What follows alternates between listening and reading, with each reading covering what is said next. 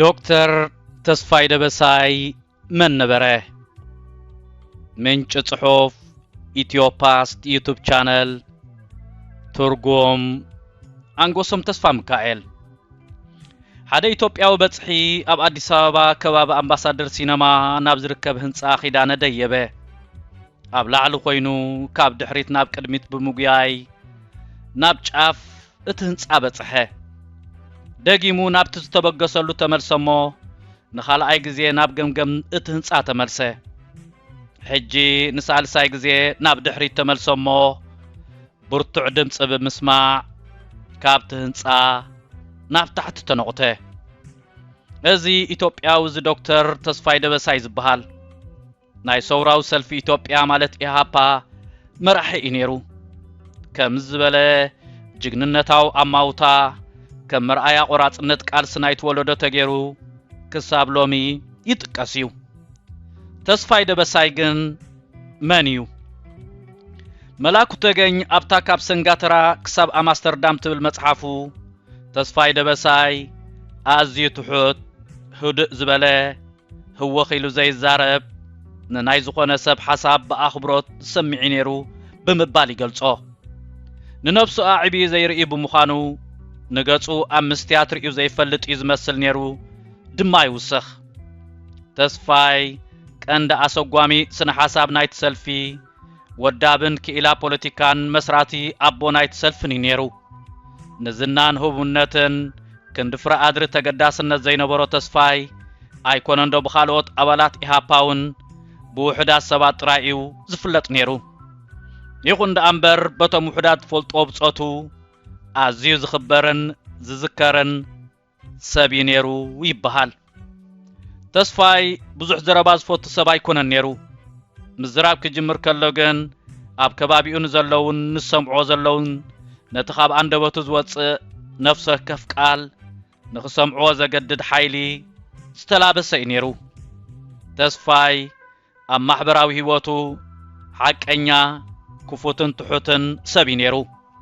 ዓሚቕ ዝኾነ ስምዒት ፍትሕን ዲሞክራስን ዝተዋሃዶ ሰብ ነይሩ ፖለቲካዊ ኣተሓሳስብኡ ሕልኽላኽን ረቂቕን ልዕሊ ምዃኑ ማንም ኣርሒቑ ዝሓስብ ሰብ ከም ዝነበረ ኩሎም ፈለጥቱ ይምስክርዎ ናይዚ እዋን ሚኒስተር ትምህርቲ ኣቶ ብርሃኑ ነጋ ኣብታ የነጻነት ጎህ ሲቀድ እትብል መጽሓፉ ንተስፋይ ደበሳይ ኣብቲ ግዜቲ እቲ ንሱ ከም ዝኾነ ከይፈለጠ መራሕ መኪና ላዕለዎት መራሕቲ ኢሃፓ ኮይኑ ኣብ ሰርሓሉ ዝነበረ ግዜ መብዛሕትኡ ግዜ ኣነ ብመኪና ዘመላልሶ ነይረ ይብል ኣብ መንጎ ቆፀራታትን ኣኼባታትን ኣብ ዘሎ ነጻ ግዜ ስውር ዝበለ ባር ወይ ድማ ቤት መግቢ ደሊና ኣብ መኪና ኮፍ ኢልና ንንውሕ ዝበለ ግዜ ንዕልል ነርና ዝብል ብርሃኑ ነጋ ዋላ እኳ ኣዝዩ ብዙሕ ዝኾነ ፍልይ ዕድመ ይንበረና ብፍልጠትን ብመንጽር ኣብ ትውድብ ዝነበሩ ሓላፍነትን ዘይንራኸብ እኳ እተኾና ኣብቲ ግዜቲ እቲ ልክዕ ከም መዘንኡ ይዕለኒ ዝነበረ ቆልዓ ምዃነይ ኣረሲዕኑ ነይሩ ብምባል ተዘክሩ ይቐጽል ብርሃኑ ነጋ ኣስዒቡ ዋላ እኳ ብዛዕባኡ እኹልን ዓሚቕ ፍልጠትን ነይሩኒ ንምባል ኣይከኣል ኣብቲ ናይ ቁልዕነት ዕድመይ ዝነበረን ክሳብ ሕጂ እውን ብዛዕባኡ ኣብ ኣእምሮይ ዝተረፈ ምስሊ ኣዝዩ ትኩር ብዝኾነ ይኹን መንገዲ ኣነ ላዕለዋየ ዝብል ስምዒት ዘይረኣዮ ኣብቲ ግዜቲ ኣብ ኣእምሮይ ንዝነበሩ ሕቶታት ብቕንዕና መልሲ ዝህበኒ ኣብቲ ግዜቲ ኣዝዩ ዝገርመኒ ዝነበረን ክሳብ ሕጂ እውን ካብ ዝኽረይ ዘይጠፍእ ኣብቲ ግዜቲ በታ ንእሽቶ ርእሰይ ንዝሓቶ ዝነበርኩ ብዙሕ ሕቶታት ሓደ ግዜ ነዚ ሕቶ እዚ መልሲ የብለይን ወይ ድማ ኣይፈልጦን እየ ንምባል ዘይጽጉሞ ምንባር እዩ ብምባል ንባህሪ ተስፋይ ደበሳይ ይዛዝሞ ናይ ነዊሕ እዋን ዓርኩ ብርሃነ መስቀል ረዳውን ተስፋይ ደበሳይ ኣዝዩ ትሑትን ናይ ከተማ ባህርያት ዘይተናኸፈ መንባሩ መስኪሩሉ እዩ ብኩሎም ፈለጥቱ ዝውደስ ተስፋይ ደበሳይ ወዲ ትግራይ ኮይኑ ኣብ ዓዲ ኢሮብ እዩ ብኩሎም ፈለጥቱ ዝውደስ ተስፋይ ደበሳይ ወዲ ኣብ ትግራይ ዝርከብ ዓዲ ኢሮብ እዩ ኣብታ ዓዲ ድሒሩ መሰረት ኢሃፓ ዝኾነ ቀይሕ ጎቦ ዓሲምባሎ ኣውራጅኡ ዓጋመ እዩ ከተማኡ ድማ ዓዲግራት ይዝበሃል ድሒሩ መራሕ ናይ ሰውራውያን ዝኾነ ተስፋይ ደበሳይ ኣብ ወረዳ ኢሮብ ዓሊቴና ኣብ ዝብሃል ዓዲ ኣዝዮም ድኻታት ካብ ዝኾኑ ስድራ ይተወሊዱ ኣቡኡ ኣቶ ደበሳይ ካሕሳይ ኣዲኡ ድማ ምሕረት እያ ትበሃል ተስፋይ ኣብ 1945 ዓመተ ምህረት ተወሊዱ ተስፋይ ንኣቡኡ ነዲኡን በኽሩ ውላዶም እዩ ድሕሪኡ ዝተወለዳ 6 ኣሕዋቱ ደቂ ኣንስትዮ እየን ኣቡኡን 5 ኣሕዋቱን ክሳብ መጋቢት 2013 ዓመተ ምህረት ብህይወት ነይሮም እዮም ድሒሩ ምሁርን ሰውራውን ዝኾነ ተስፋይ ደበሳይ ዝተባህለ መንእሰይ ክሳብ ወዲ 10 ዓመት ዝኸውን ቤት ትምህርቲ ስኢኑ ኣብ ገዝኡ ኮፍ ክብል ዝተገደደ መሃይም ነይሩ ንተስፋይ ቀረባ ዝኾነ ቤት ትምህርቲ ኣብቲ ግዜቲ ካብ ዓሊቴና 35 ኪሎ ሜትር ርሕቀት ዝነበሮ ኣብ ከተማ ዓዲግራት ዝርከብ ነይሩ ተስፋይ ካብ ቁልዕነቱ ጀሚሩ ንኽመሃር ካብ ዝነበሮ ሃንቀውታ ዝተለዓለ ጻዕሪ ከየቋረፀ ክርከብ ዝኽእል ኣማራፂ ሓሰው ካብ ምባል ኣይበኾረን ወዲ 10 ዓመት ምስ ኮነ ኣብ ካልእ ከባቢ ትነብር ናብ ዝነበረት ካብ ስድራኡ ዝሓሸ ናብራ ናብ ዝነበራ ውላድ ዘይነበራ ሓትንኡ ብምኻድ ንትምህርቲ ዘለዎ ድልየት ድሕር ምግላጽ ወለዱ ብሰንኪ ድኽነት ከምህሮ ከም ዘይከኣሉ ብምርዳእ ትምህርቲ ከተእትዎ ለመና ሃንቀውታን ድልየትን ትምህርቲ ተስፋይ ቆብ ዘበለት ሓትንኡ ብዘይ ዕጢጢ ዝኽፈል ከፊላ ኣብ ዓዲግራት ኣብ ዝርከብ ቤት ትምህርቲ ካቶሊካ እተወቶ ፍጥር ክብል ፍሉይ ዝኾነ ባህርያት ዝነበሮ ተስፋይ ብዝረኸቦ ዕድል ንኽጥቀም ርሳስን ጥራዝን ዓጢቑ ተበገሰ ግዜ ከይወሰደ ድማ መስጉንን ኣዝዩ ንፉዕን ተምሃራይን ኮነ ኣብ ዓመት 2 ክፍሊ ምዝላል ንተስፋይ ልሙድ ነይሩ ተስፋይን ትምህርትን ተስፋይን ገና ኣብ ቁልዕነቱ ዝተሳነዩ ከም ዝኾኑ ብመንፈዓቱ ኣመስከረ ተስፋይ ናይ መባእታን ካልኣይን ደረጃን ትምህርቱ ኣብታ ቤት ትምህርቲ ኣዝዩ ልዑል ውፅኢት ብምምጻእ ዛዘመ ናይ ንእስነት ዓርኩ ብዛዕባ ተስፋይ ክዛረብ ከሎ ገና ሻሙናይ ክፍልን ከሎ ኩሉ ኩነታቱ ናይ መምህር እምበር ናይ ተምሃራይ ኣይመስልን ነይሩ ይብል ተስፋይ ደበሳይ ኣብ ዓዲግራት ካብ ዝነበረ ቤት ትምህርቲ ካቶሊክ ተፈልዩ ናብ ካልኣይ ደረጃ ሰገረ ተኣምረኛ ቆልዓ ኾነ ኩሎም ካልኦት መማህርቱ ኣብ ሻሙናይ ክፍሊ ተሪፎም እዮም ቀፂሉ ታሽዓይ ክፍሊ ኣብ መቐለ ኣብ ዝርከብ ካልኣይ ላዕለዋይ ደረጃ ቤት ትምህርቲ ኣፄ ዮሃንስ ተማህረ ድሕሪኡ ናብ ዓዲግራት ብምምላስ ንዝተረፈ ናይ ካልኣይ ደረጃ ትምህርቲ ምስ ወድአ ኣብታ ክረምቲ እቲኣ ብቐጥታ ናብ ኢጣልያ ቫቲካን ብምኻድ ትምህርቱ ዝቐጸለ ሰብ እዩ ሸቶ ትምህርቲ ድማ ቀሺ ንምዃን ዝዓለመ እዩ ነይሩ ነዚ ንኽሕግዞ ከዓ ብቴዎሎጅን ፊሎዞፍን ተመሪቑ እዩ እዚ ብፍልስፍና ዝተረኸበ ፒኤችዲ ዲግሪ እዚ ንኢሃፓውያን ብርቂ ነይሩ ምክንያቱ ካብቶም 18 ኣባላት ማእከላይ ኮሚቴ ኢሃፓ ኣብቲ ግዜቲ ቢኤ ዲግሪ ዝነበሮም 7 ጥራዮም ነይሮም ስለዚ ድማ ተስፋይ ደበሳይ ናይ ኢሃፓውያን መምህር ፈላስፋን ፖለቲካን ዓብ መምህርን ኮይኑ ምስ ዝግለጽ ኣይበዝሖን እዩ ተስፋይ ካብ ኢጣልያ ምስ ተመልሰ ኣብ ሚኒስተር ሓበሬታ ስራሕ ረኺቡ ኣብ ክፍሊ ስነ ጽሑፍ ተመዲቡ ሰሪሑ እዩ ኣብዚ ግዜ እዚ ዶክተር ተስፋይ ኣብ ኮሌጅ ኣባዲና ምሸታዊ ትምህርቲ ፍልስፍና ይምህር ነይሩ ኣብዚ ኣብ ናይ ስራሕ ዓለም ኣብ ጽንሓሉ ግዜ ንዝተፈላለዩ ኢትዮጵያውያን ገስገስቲ ምሁራት ከምኡውን ምሸት ትምህርቲ ፍልስፍና ንምክትታል ምስ ዝመጹ መኮንናት ፖሊስን ሰራዊትን ዘትዩ እዩ ድሒሩ ኣብ ምምስራትን ምውዳብን ኢሃፓ ንዝነበሮ ተራ እዚ ኣጋጣሚ እዚ ዕዙዝ ግደ ነይርዎ እዩ ብፍላይ ምስትን ኢሃፓ ዝመስረተ ገስጋስ ወለዶ ጽኑዕ ሌላ ክፈጥርን ንምስረታ እትውድብ ወሳኒ ዝኾነ ርክባት ክፈጥር ዝኽኣለን ኣብዘን ዓመታት እዚአን እየን ነይሩ ዶክተር ተስፋይ ደበሳይ ኣብ 1972 ዓመተ ምህረት ዳግማይ ናብ ኣውሮፓ ስዊዘርላንድ ኸደ ኣብዚ እዋን እዚ ናብ ወፃኢ ዝኸደሉ ምኽንያት ኣብ ኢትዮጵያ ኣብ ምክያድ ዝነበረ ሰውራ ብዝምልከት ኣብ ዝተፈላለየ ሃገራት ምዝነበሩ ገስገስቲ ኢትዮጵያውያን ብዛዕባ ስልቲ ቃልሲ ንምምኻርን ንምቕያስን እዩ ነይሩ ኣብ ኢትዮጵያ ኣሜሪካን ኣውሮፓን እናተመላለሰ ኣብ ዝተፈላለየ ኣህጉራት ንዝነበራ ጉጅለታት ብምጥርናፍ ድሒሩ ኢሃፓ ንዝተባህለ ኣብ 1972 ዓመተ ምህረት ንዝመስረተ ውድብ ብምስራት ዓቢ ኣበርክቶ ገበረ ከምኡውን ኣብ ወፃኢ መሰረት ድጋፍ እትውድብ ንዝነበረ ንማሕበር ተምሃሮ ኢትዮጵያ ብፌደራላዊ ቅርጽ ተወዲቦም ቃልሶም ንኸተሓባብሩን ክውድቡን ኣብ ምግባር ተስፋይ ደበሳይ እቲ ቀንዲ ሰብ ነይሩ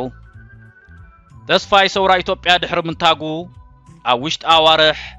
ኣብ ወርሒ ሰነ 1974 ዓመተ ምህረት ናብ ኢትዮጵያ ኣተወ ኣብ ምንቅስቓስ እቲ ሰውራ ብደረጃ ወዳቢ ኮሚቴ ክሰርሕ ድሕሪ ምጽናሕ ንገዛእ ርእሱ ኣጠናኺሩ ዝተቐልቀለ ወተሃደራዊ ደርግ ብኣዋጅ ዝተመስረተሉን ቃልዕ ብምምጻእ ኣብ ግዜ ኣገዛዝኣ ንጉስ ሃይለ ስላሴ ተሓተቲ እዮም ንዝበሎም ሚኒስትራት ላዕለዎት መኮንናትን ሰበስልጣን ሰብ ሃብትን ዝኣስረሉ ግዜ እዩ ነይሩ ብትእዛዝ ንጉስ ሃይለ ስላሴ ንኣኽሊሉ ሃብተወልድ ብምትካ ቀዳማይ ሚኒስተር ብምዃን ተሸይሙ ዝነበረ ልጅ እንዳልካቸው መኮነን ብልጅ ሚካኤል እምሩ ዝተተካኣሉ ግዜ እውን እዩ ነይሩ ልጅ ሚካኤል ኣብ ስዊዘርላንድ ልኡኽ ኢትዮጵያ ዝነበረሉ ግዜ ንተስፋይ ደበሳይ ይፈልጦ እዩ ስለዚ እውን ተስፋይ ናብ ሃገር ምስ ኣተወ ደልዩ ረኺቡ ሚኒስተር ትሕዝቶ መሬት ንክኸውን ሓቲትዎ ተስፋይ ግን ካልእ ልጅ ሚካኤል ዘይፈልጦ ትልሚ ስለ ዝነበሮ ምኽንያት ፈጢሩ ብኣኽብሮት ከይተቐበሎ ተረፈ ይኹን እምበር ኣብ ትሕዝቶ መሬት ተወዲቡ ኣብ ክፍለ ሃገር ትግራይ ክሰርሕ እንተደኣ ተመዲቡ ንኽሰርሕ ፍቓደኛ ከም ዝኾነ ነገሮ ንሱ እውን ነቲ ሓሳብ ተቐበሎ ተስፋይ ኣብ ትግራይ ክምደብ ዝደልየሉ ምኽንያት ኣብ ዓሲምባ ተመስሪቱ ምስ ዝነበረ ሰራዊት ኢሃፓ ንዝግበር ርክባት ክጥዕሞ ብምሕሳብ እዩ ነይሩ ዓሲምባ ወይ ድማ ቀይሕ ጎቦ ንቀይሕ ሰውራዊ ሰራዊት ህዝቢ ኢትዮጵያ መሰረት ንክኸውን ኪንዮ ስልታዊ ቦታ ምዃኑ ተስፋይ ዝተወልደሉ ቦታ ብምዃኑ ተመራፂ ከም ዝገበሮ ይዝረብ ተስፋይ ዝተወልደሉ ዓዲ ንኤርትራ ቀረባ እዩ ተስፋይ ደበሳይ ንዓመታት ዝመርሖ ዝነበረ ውድብ ኢሃፓውን ምስ ውድባት ኤርትራን ጀብሃን ሻዕብያን ምሕዝነት ነበሮ ተስፋይ ንኢሃፓ ብምውካል ምስ ሻዕብያ ብዙሕ ግዜ ተራኺቡ እዩ ካብ ዝርክባት ተበጊሱ ልዕሊ ሻዕብያ ጀብሃ ዲሞክራሲያዊት እያ ምባሉ ታደለች ሃይለ ሚካኤል ዳኛው ማን ነው ኣብ ዝብል መጽሓፋ ጽሒፍ ኣላ ተስፋይ ንውድቀት ኢሃፓ ከም ቀንዲ ምኽንያት ኮይኑ ንዝጥቀስ ዕጥቃዊ ቃልሲ ከተማ ዝመረፀን ዝመርሐን ኪንዮዚ ኣብ ቅትለት ኣባላት መኢሶን ደርግን ተሳተፈ እዩ ተባሂሉ ይውቀስ እዩ ምስ ናይ ነዊሕ እዋን ብርሃነ መስቀል ረዳ ከይተረፈ ዝፈላለዮም እዚ ናይ ከተማ ቅትለት ከም ዝኾነ እዩ ዝንገር ተስፋይ ኣብ 23 መስከረም 1976 ዓመተ ምህረት ምስ ጀብሃ ተሓባቢሩ ንኮሎኔል መንግስቱ ሃይለ ማርያም ንምቕታል ተፈቲኑን ዝፈሸለ ፈተነ ዝጠጅአን ኣብቲ ቦታ ተረኺቡ ዝፈተነን መራሒ ኢሃፓ ከም ዝኾነውን ይግለጽ እዩ አንጻር ናይዚ ተስፋይ ኣብ ትግራይ ምድረ ኢሮብ ተወሊዱ ብዛዕባ ኣህጉራዊ ሶሻሊዝም ዝቃለስ ሰውራዊ እዩ ነይሩ ሓንቲ መዓልቲ እውን ጸቢብ ዓለታውነት ኔው ነጀው ከም ዘበሎ ኣይተጻሕፈን ሓደ እዋን ብዓሌታውያን ሓሪቑ ልዕሊዚ ኣይንዕገሶምን ኢና ማዕረ ደርግ ክንዋግኦም ኢና ከም ዝበለውን ይዝረብ እዩ ኣብ መንግስቲ ደርግ ኣብ ቤት ጽሕፈት ጸጥታ ሓላፍ መምርሒ ሕጊ ዝነበረ ሻምበል ተስፋይ ርስቴ ኣብ ሓደ ቃለ መጠይቕ ምንጭ ናይ ዝሕጅና ሃገርና ዝሕምሳ ዘሎ ፖለቲካ ብሄራትን ኣብዚ ጉዳይ እዚ ቀዳማይ ተሓላቐ ዝነበረ ኢሃፓ ናይ ቤት ጽሕፈት ጸጥታ ኣልጀርያን ካልኦት ታሪኻውያን ጸላእቲ ኢትዮጵያን ጥፍጣፎ እዩ ዝብለና ብምቕጻል እዚ ነዊሕ እዋን ኢትዮጵያ ንምሕማስን ንምድኻምን ናይ ዝተሰርሐ ሽርሒ ውፅኢት እዩ ብመንነትና ክንፋላለ ክንቋሰል ክንዳኸምን ክንጣፋፋእን ዝተሰርሐ ከቢድ ሽርሒ እዩ ብምባል ይኸስስ ኣብዚ ጉዳይ እዚ ተስፋይ ደበሳይ ይካተት ዲኑ ዝብል ሕቶ ግን ክውን መልሲ ዝህብ ሰብ ኣይተረኸበን። ተስፋይ ኣብ ኣልጀርያ ከም ዝነበረ ዘረጋግጽ መርትዖውን የለን። ተስፋይ ደበሳይ 23 መጋቢት 1977 ዓመተ ምህረት ምስ 50 ዝኾኑ ኣባላት ኢሃፓ ከም ተራ መራሒ ብምዃን ባዕሉ ሚስጥራዊ ቃል እናሃበ ከዋፍር ድሕሪ ምውዓሉ ነብሱ ንምሕባእ ምስ ብጻዩ በሪሁ ማርየ ብምዃን ብመኪና ኣብ ከባቢ ኣምባሳደር ናብ ዝነበረ ህንጻ ኺዳነ እናምርሐን ከሎ ኣብ ዓይኒ ኻድራት መኢሶን ኣተወ። ከም ተራ ኣባል ኢሃፓ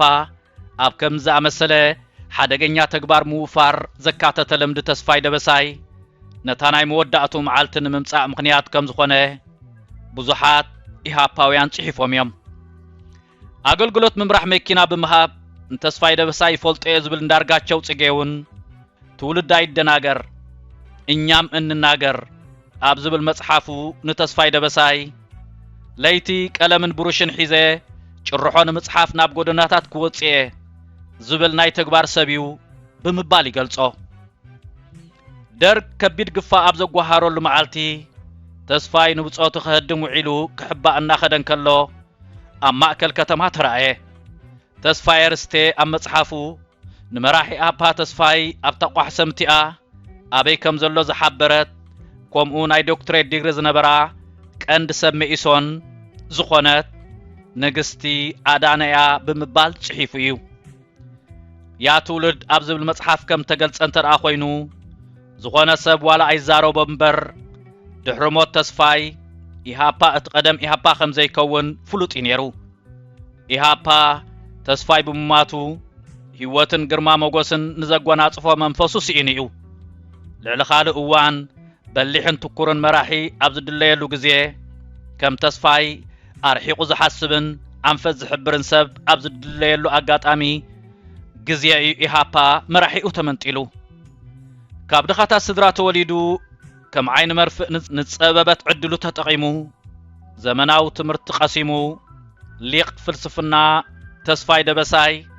ንዕብየትን ብልጽግናን ህዝቢ ኢትዮጵያ ዘርግሖ ትምኒትን ተስፋኡን ከይረኣየ ኣብ ምጅማሩ ተቖፄ። እቲ ዓብዪ ሰውራዊ ኢትዮጵያዊ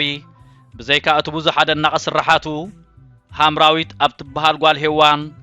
ስሙን ደሙን ህያው ኮይኑ ቀጺሉ እዩ። ንብርሃነ መስቀል ረዳ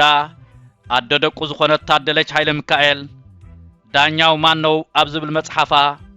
ንመበገሲ ኣፈጣጥራ ሃምራዊት ክትነግር እንከላ ንተስፋይ ደበሳይን ናይቲ እዋንቲ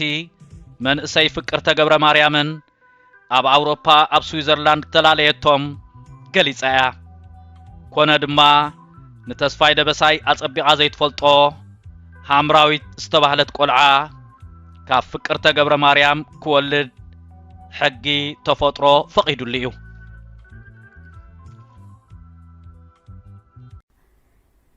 ብስራት ነፍቀርት ንባብ መጽሕፍቲ ኤርትራውያን ኣብ ወጻኢ ሃገር ኣበይ ክንረክብ ንኽእል ኢልኩም እትሽገሩ ሰባት ውሕዳት ኣይኮንኩምን።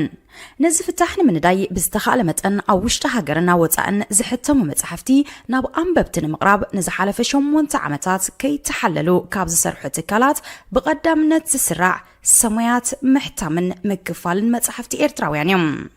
ኣብ መርበብ ሓበሬታ ሰማያት.com ናብ ኣሜሪካ፣ ካናዳን ሃገራት ኤሮጳን ዝለኣኹ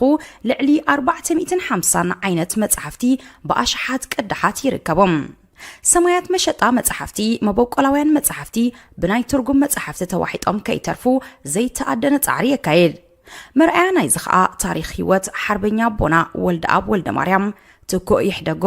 ኪዳነ ክፍሉ፣ ዓብደል ቃድር ከቢረ፣ ሼኽ ኢብራሂም ሱልጣን፣ ዶክተር ፍጹም ገብረ ስላሴ፣ ጠበቃ ጸጋይ ኢያሱ፣ ኣዝማች በርሀ ገብረ ኺዳን፣ ብላታ ካሕሳይ ማሉ፣ ጀነራል ኣማን ዓንዶም፣ ብርሃን ኣብ ጸልማት ወዘተ ዝኣመሰሉ ልዕሊ 35 መበቆላውያን መጽሕፍቲ ሕቲሙ ኣብ ምክፍፋል ይርከባሎም። ሰማያት መሸጣ መጽሕፍቲ ዝርግሐ መጽሕፍቲ ንምድንፋዕ ንቕሓቲ ኤርትራውያን ክብ ንምባልን ንኤርትራውያን ጸሓፍትን ደረስትን ንምትብባዕን ኣብ መላእ ዓለም ምስ ዝርከቡ ኣብ ምሻጥን ምክፍፋልን መጽሕፍቲ ኤርትራውያን ዝነጥፉ ውልቀ ሰባትን ትካላትን ተረዳዲኡ እናሰርሐ ንዕብየት ስነ ጽሑፍ ሃገርና መሪሕ ተራ ምጽዋት ይርከብ። ናይ ቅድምን ሓድሽ መጽሓፍትን ምርካብ ምርጫኹም ኣብ ሕቡራት መንግስታት ኣሜሪካ ንዝመደበሩ ሰማያት መሸጣ መጽሓፍቲ ይኹን ምርጫኹም ዘዳለኹም መበቆላው ጽሑፋት ብመልክዕ መጽሓፍ ናብ አንበብቲ ንምቕራብ ሰማያት ምሕታምን መክፋልን መጽሓፍትኹም ብዝደለኹም ዓይነት ወረቐትን ገበርን ብርትዓዋ ጋሕቲሙ ከረክበኩም ይኽእል ማኣስ ዝጥራሕ ጽሑፍኩም ክኢላ ቋንቋ ክሓልፎ ሓገዝ ኣርትዖትን ንድፊ ገበርን ዝሰርሑልኩም ክኢላታት ኣብ ምርኻቡን ሓገዝ ክንገብር ንኽእል ብጽሑና ብስራሕና ክትዓግቡ ኢኹም